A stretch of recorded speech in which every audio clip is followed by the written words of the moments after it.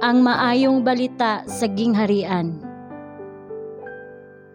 Mateo Kapitulo 4 versikulo 23. Ug gilibot ni Jesus ang tibuok Galilea, nga nagapanudlo didto sa mga sinagoga nila ug nagamantala sa maayong balita sa gingharian.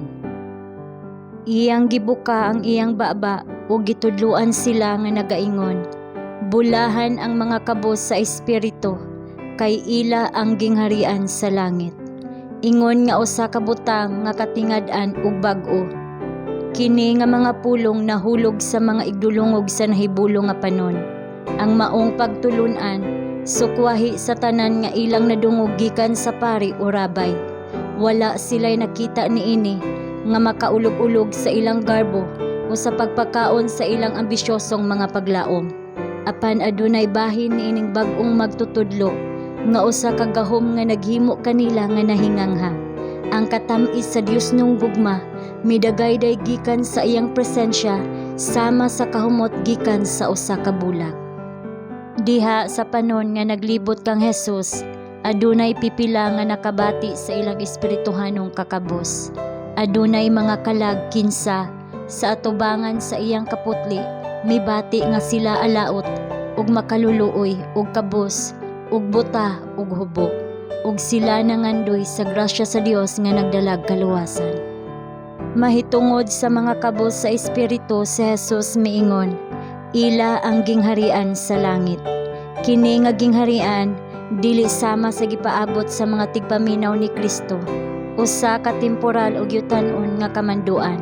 Si Kristo nag-abli kanila sa espirituhanong gingharian sa iyang gugma, sa iyang grasya, sa iyang pagkamatarong. Ang iyang mga sakop mao ang mga kabos sa espiritu, ang maaghop, ang gilutos tungod sa pagkamatarong. Ang gingharian sa langit ila, bisan ug wala pa hingpit nga natuman, ang buhat gisugdan diha kanila nga maghimo kanila nga umalambit sa panulundon sa mga balaan diha sa kahayag. Ang tanan nga adunay pagbati sa ilang halalom nga kalag sa kakabos, kinsa mibati nga sila walay maayo sa ilang kaugalingon, mahimo nga makakaplag sa pagkamatarong ug kusog pinaagi sa pagtan-aw ngadto kang Jesus. Siya naghangyo kanimo nga ibaylo ang imong kakabos sa mga bahandi sa iyang grasya. Dili kita takos sa gugma sa Dios, apan si Kristo ang atong kasiguruhan, takos ug madagayaon nga makahimo sa pagluwas sa tanan nga moduol kaniya.